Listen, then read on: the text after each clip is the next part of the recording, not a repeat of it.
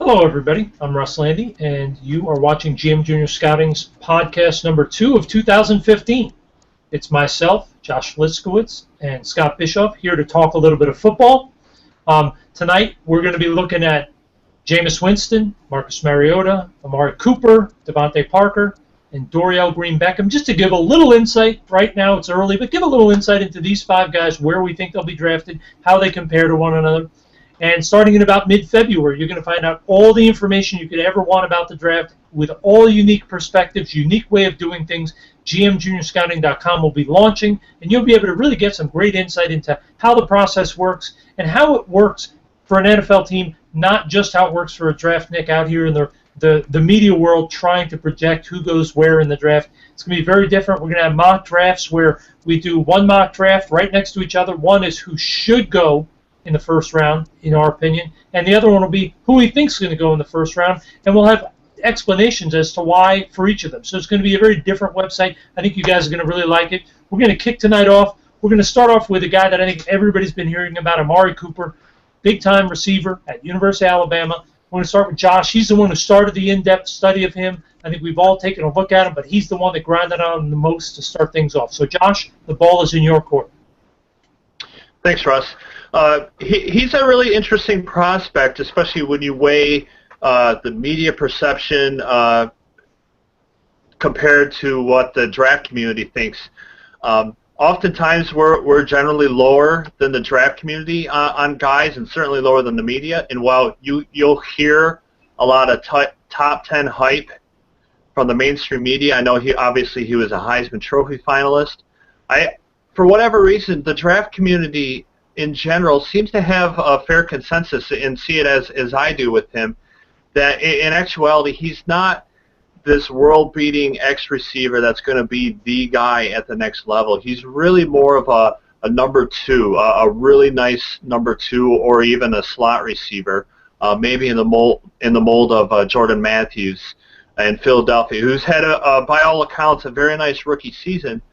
But really, he's in a role where it's been crafted for him, and it gives him the best chance to be successful. And the reason why I think he's more along that lines is I don't think he's an innately quick twitch, explosive guy. I don't think he's a guy you want consistently having to go up for those 50-50 balls. I don't think he's going to consistently win them. I think he's vastly improved his route running from last year to this year. When I looked at him off junior film, I gave him a 3rd-round grade. I had some real concerns about him and his consistency, and I think he's had a real nice year in junior season in 2014. He's been better catching the ball. He'll still have concentration lapses every now and then, but you saw Alabama incorporate a lot of screens with him, so they get him the ball in space, allow him to use his aggressiveness after the catch. But again, I don't see the elite traits that make me say he's the guy, got to take him top 15. He's going to be your number 1 wide receiver. Hey, I'll follow up on that. 2 guys that when I watch Cooper, because he's really a good football player. I mean, his routes are pretty good, catches the ball well. I think he has an innate feel for how to get open.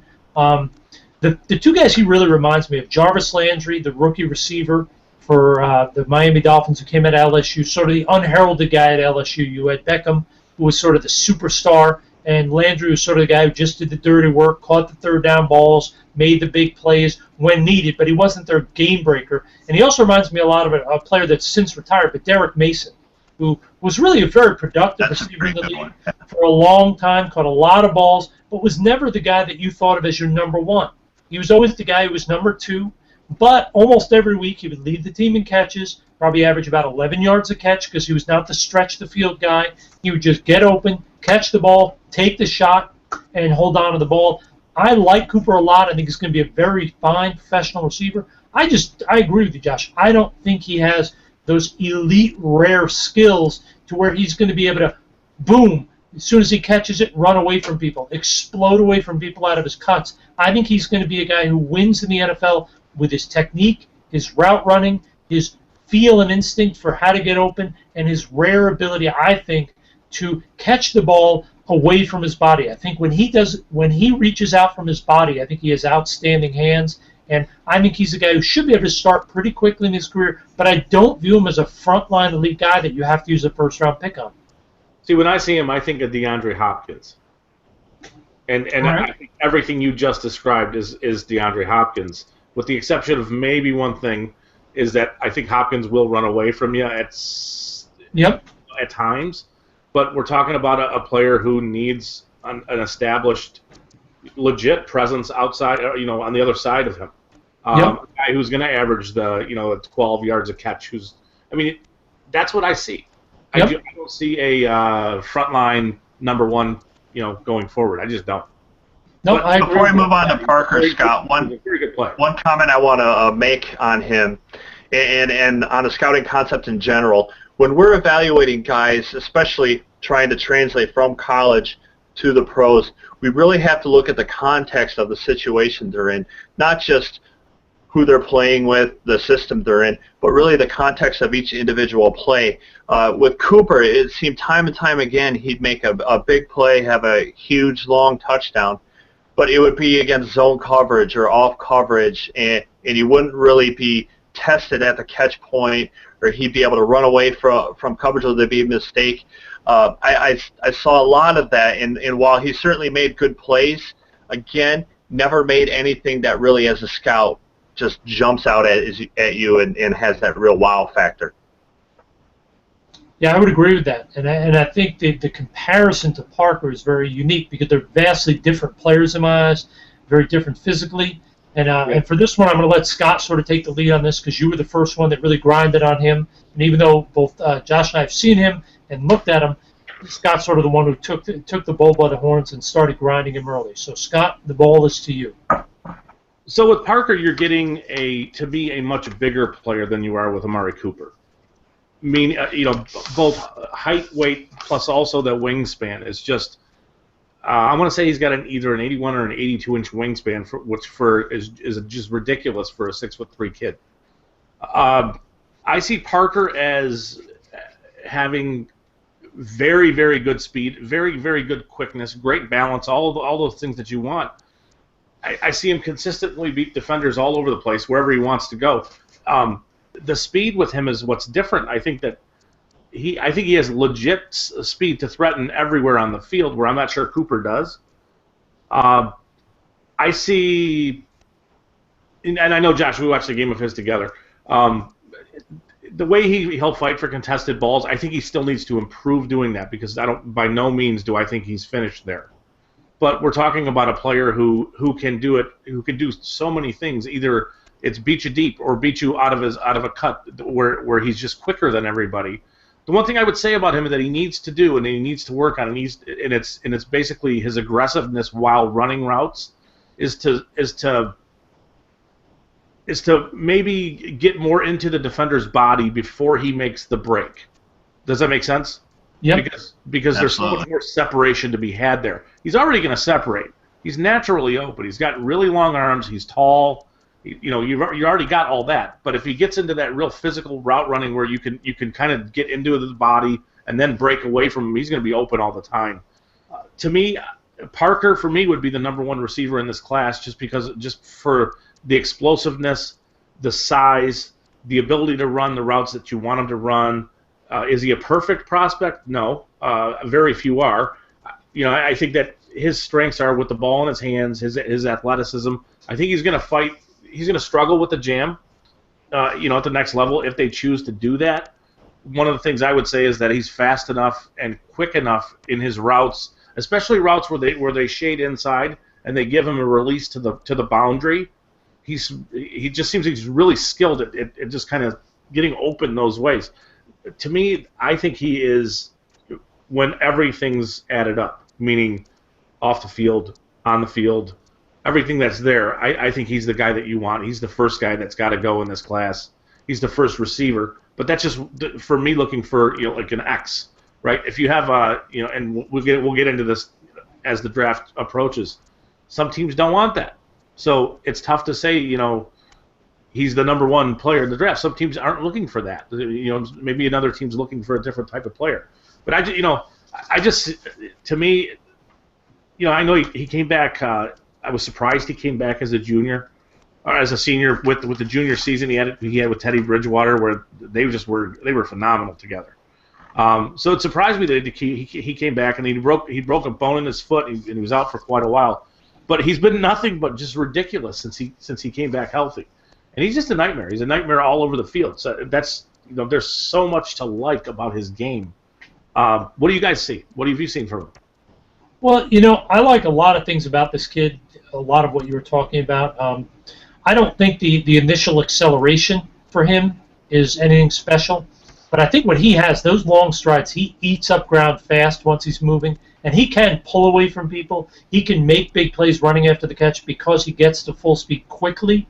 And once he's at full speed, he has very good speed for a big guy. He can run through contact. I like the kid. I think it's a good chance he'll be a first-round pick as long as he checks out medically. It's nice that he was able to come back and play at this level. There were some people who thought it was going to be an injury that cost him a full season where he wouldn't play this season. So It's been great seeing him back, and I do think he's a legit guy who can be a one receiver because he's got the size, the athleticism. There's not much to dislike in my eyes about this kid. Yeah, when I look at him, a player that comes to mind came out last year, DeVante Adams out of Fresno. Now he's another guy that's going to be playing this weekend with Green Bay. Not only do they share the same first name, I guarantee you that's not why I made the comp, but they both kind of have that size, but they still have enough twitch to their game where they can create some separation athletically, more so than you expect of someone with their size. They're not true elite athletes, but they have that potential because of their size and general quickness to really be dangerous as an X with the ability with the ball in the air. So that's one of the reasons I really like him. And as you said, Scott, when you put everything together, on-field production, athleticism, versatility, character, I'm with you. I think he's a top wide receiver. But that's a good transition to our last wide receiver we're going to talk about, Dorial Green-Beckham. He's a guy I just looked at yesterday, and when you go back on film on him, there isn't any this year because he transferred to Oklahoma and had to sit out. He transferred to Oklahoma, and basically he got booted off the program at Missouri for numerous off-field transgressions, and it's pretty well documented online, some of the things about him. So he comes with some major red flags. But when you watch him in 2012, 2013, he absolutely explodes off film. He's a huge kid, 6'5 plus, 220 plus. He's a super athlete, has top-end speed to all parts of the field, and he's a very aggressive player. Not just with the ball in his hands, which he got a lot of opportunities with at Missouri, with screens coming out of the backfield, little quick hitters, but also with the ball in the air. He really does have that my ball mentality, and they would just throw him jump balls. He's consistently adjusting to off-target balls, just physically dominating the corners, whether they put a bigger safety on him or a corner. He showed the ability to just take the ball consistently in the air. And we talk about route running, ability to create separation, and his speed. And one of the things that I really like about him, besides his competitiveness that really puts him over the top to me, is that he understands how to use his size and physicality in combination with his speed. So while he can run away from guys in space, he knows how to use those subtle jabs, use his body positioning, use his elbows, his shoulders to create the extra bit of separation. That makes it that much tougher for guys to stay with him in space. All things, well, not all things considered, if you just look at the product on the field, to me he is the runaway #1 player in this entire draft, not just wide receiver player, but the off-field, again, that's a huge concern. That's why I have an incomplete grade on him. I want to hear more from coaches at Missouri, maybe more from people at Oklahoma that had him around the program this year, more about who he is as a kid now compared to who he was the last couple years, what he's doing to hopefully change himself and kind of get himself together to where teams can trust him to do the right thing both on and off the field. Now, the one thing I will say that you feel better about is that if this were a quarterback with those issues, you'd say, well, he's got no chance. But the reality is this is a receiver. Receivers don't have to be the hardest working guy on your team. A lot of receivers have ego issues, don't fit in well in the locker room because they're it's a narcissistic position because they have to be the center of attention, catching the ball and making big plays. So I think teams just want to know, is the kid smart enough? Will he do the work we ask him to do, and is he going to get arrested? If he can handle all those three questions, I think teams are going to be willing to say, you know what, I'll deal with all the other stuff because he's a receiver. He doesn't have to be perfect. He just has to be a guy I can deal with and control and get out there on Sundays. So I think he will be a first-round pick, potentially very high, as long as there's nothing massive in the closet when they start doing background checks on him. See, the first thing that jumps out when you talk about him is the comparison to Calvin Johnson. Because, to be honest, he's the closest to Calvin Johnson since Calvin Johnson entered the draft, meaning big-bodied, 6'5" plus, 230-pound plus, super fast receiver. And I think that's a little unfair. I don't think he's what Calvin was. I mean, I don't think he's not going to run 4.3. But when you watch him and you could put DeVante Parker on one screen and you could put Dorial Green-Beckham on the other screen, there's a difference. And you can love Parker all you want, but the competitiveness, the nature at which he plays. When I watch Green-Beckham play, it's like I know I'm bigger than you, and I know that I'm faster than you, and I want you to know that every time I touch the ball. He plays that way. That's what you want. Ferocious. And I think it's tough to find guys who are more skilled, bigger, better, faster, whatever you want to be at, and are willing to put that on display every snap. Now, obviously when the ball's coming to him, I don't think he's a great blocker. For a bigger guy, I don't think he's, it needs work. But, with the ball in his hands, with the ball in the air, the speed, the size, all of it, he's special. Yeah, see, Scott, that's why my comp for him is Des Bryant. Just because, obviously, it's not as much about Des wants to be the guy. He wants you to know he's the guy, and he's going to show it consistently. He's going to physically dominate you in every phase of his game, and that's what I see from Green-Beckham. Yep.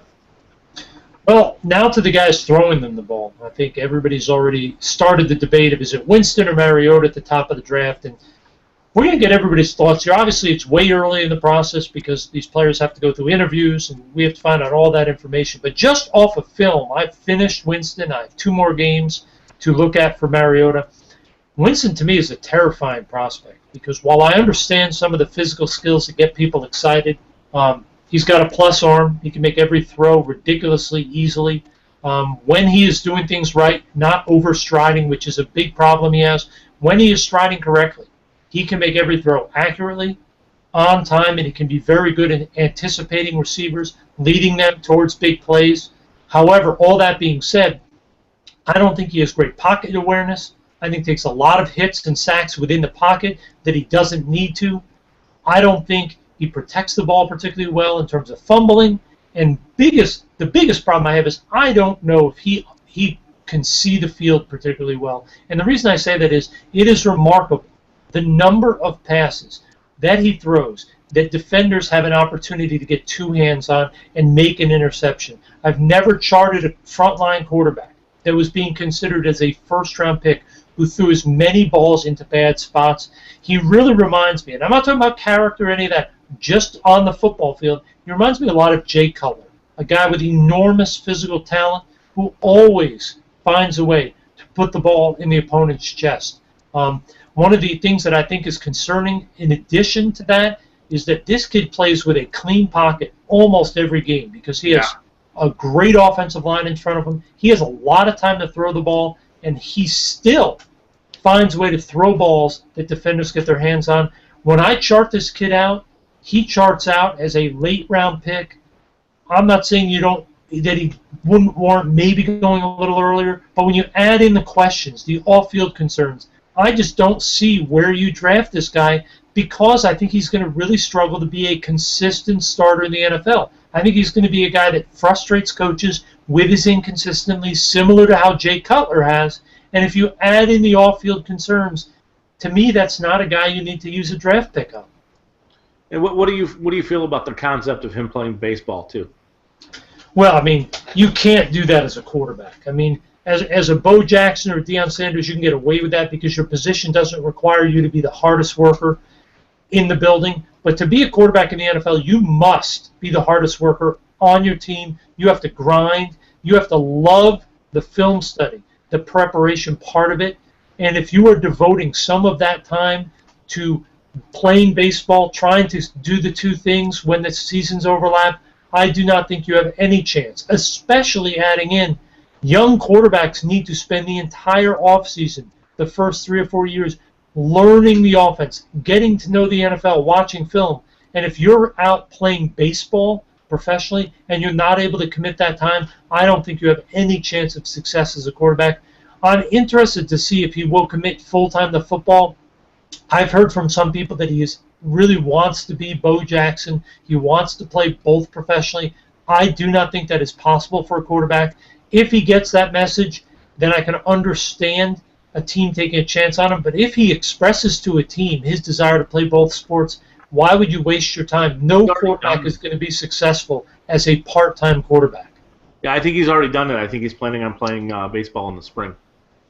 He said as much immediately after the bowl loss too. Yeah. So. Well, he did, but I don't know if he can now because he did declare for the NFL draft today. I don't know if once he declares he's allowed to go back and play baseball. I don't know the technicalities of that rule. Drafted into the baseball though. What's that? Was he drafted as a baseball prospect? I don't know if he was. I've been told he would probably be a higher pick in baseball, not a first rounder, but somewhere in that, say, 3rd to 5th round because he is a very good relief pitcher. Yeah. I don't know. I don't know how it works. I don't know the technical rules of the NCAA and baseball, but there have been a lot of players who have been drafted in baseball and then in high school and went and played in college. So maybe he would be allowed to play this spring at Florida State in baseball, even if he is eligible even if he is drafted. So I have real concerns about Winston. What have you guys seen when you watch the film? You know, when I look at him on the film, and I have a lot of the same concerns you do, Russ. Bottom line, without rehashing everything you said, I don't see enough wow traits, enough top-end elite traits to me that outweigh the major concerns we have with him. The baseball, the off the field, maybe I hate to say intelligence, but you have to that has to come into question, especially at that position. Making the decisions that he's made obviously makes that a question mark. Sure, but I don't obviously it's different positions, but when I watch again going back to Dorial Green-Beckham, I see an elite physical talent. I don't see that with Winston. I see a really good, not great arm. I don't see great accuracy. He's not a top-end athlete that's going to make a ton of plays with his feet. None of those traits just pop out and say, wow, he has this that separates him from everybody else. That's why we take a gamble and take that guy. I just don't see that. But he was drafted by the Rangers, I want to say, in the 15th round in 2012.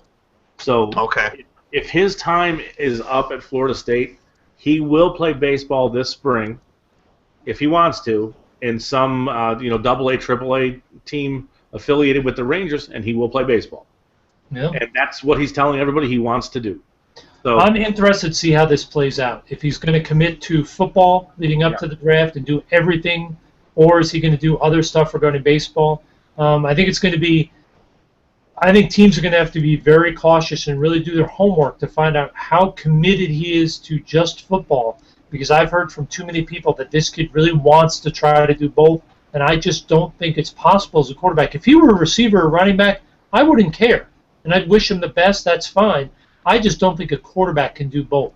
So moving from Winston The other guy, obviously, is Mariota. And to me, completely different guy in terms of as an athlete, as a player. He's not played in traditional offense, which I think sets him back and makes him a very risky pick, just because when you look at the history of guys like Colin Kaepernick, RG3, Alex Smith, the number of guys who have played in this wide-open offense that have made it and become stars in the NFL is zero.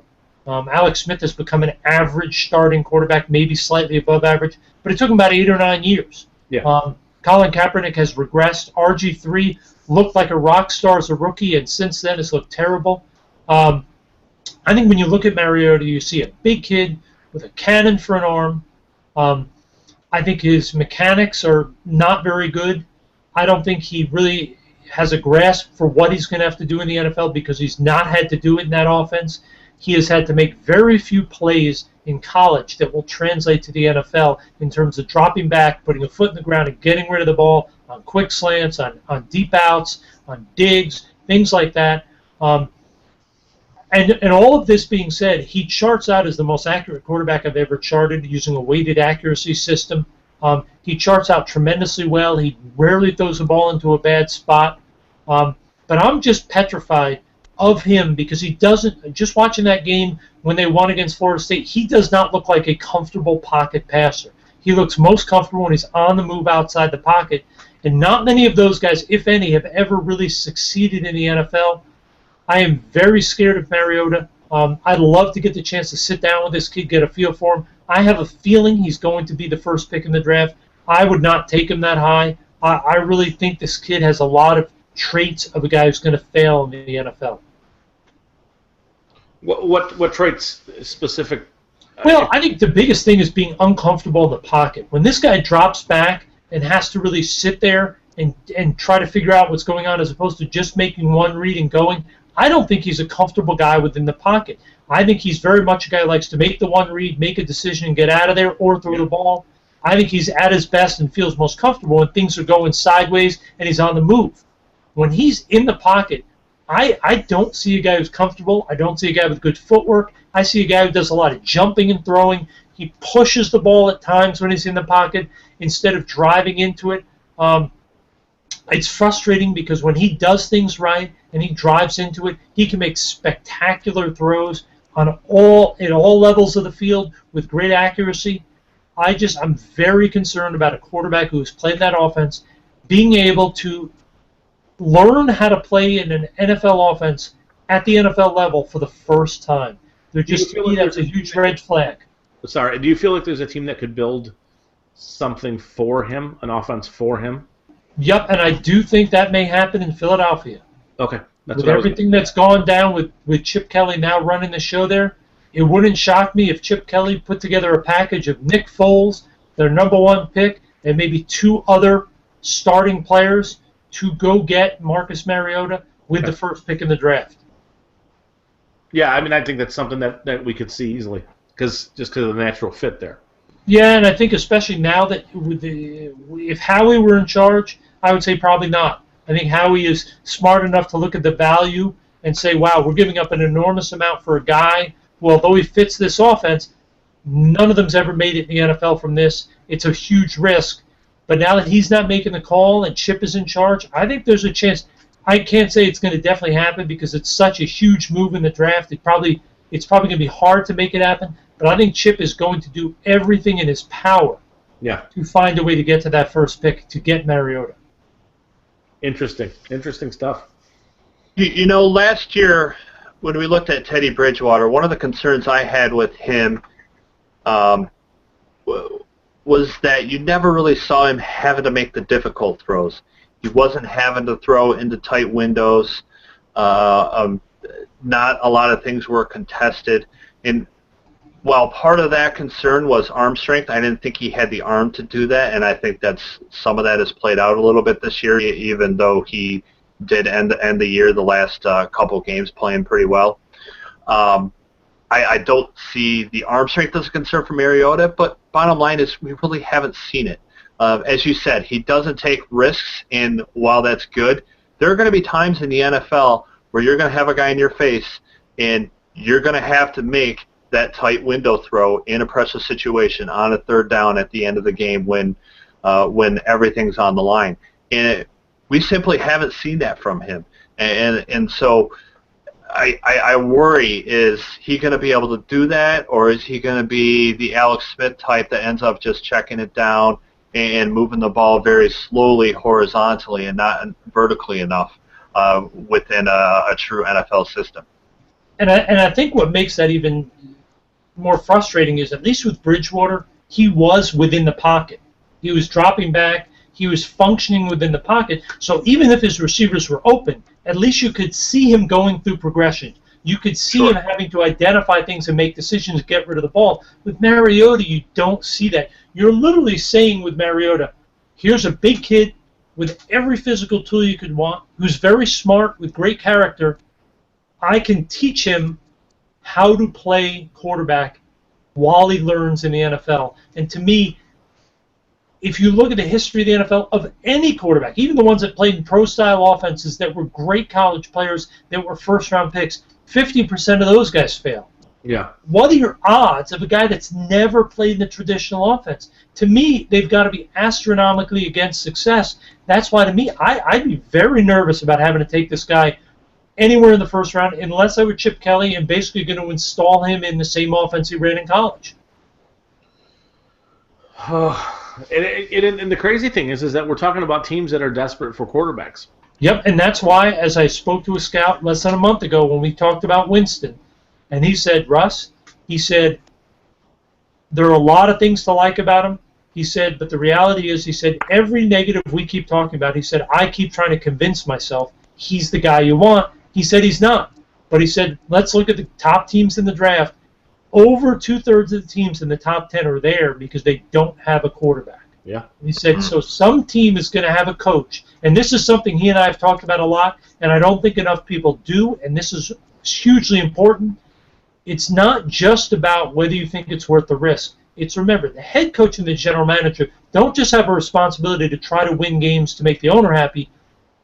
They have a responsibility to the assistant coaches and the scouts and their families to win games. And if you're the New York Jets and you have tried with Geno Smith and it's failed, do you sit there as the new head coach of the Jets and say, we're going to continue to try with Geno because he's a good kid, he's not going to get in trouble off the field, he's not a hard guy to coach, and we're going to hope he gets better? Or do you take Mariota, say, you know what, I'll deal with anything that happens off the field because I feel that if we can correct a few flaws, he can win us games, keep us employed?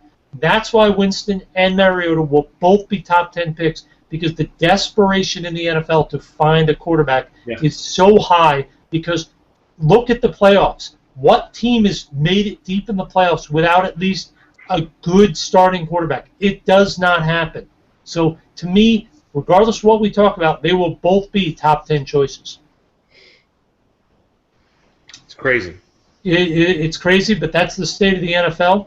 And that is the state of GM Junior Scouting's podcast for tonight. Perfect. So we're going to call it an evening. Hope everybody enjoyed hearing a little bit about some of these guys. And we will be back next week to talk more about what we see at the East-West game and other big topics coming up in the league. We're also going to break down, when the time comes, all the new head coaches, the new general managers, give you our thoughts and insights into which ones we think will be a good fit and which ones we're pretty sure will be abysmal failures. So that's it for now. Thank you, Josh. Thank you, Scott. And thank you, everybody, for checking in. We will speak to you guys next week.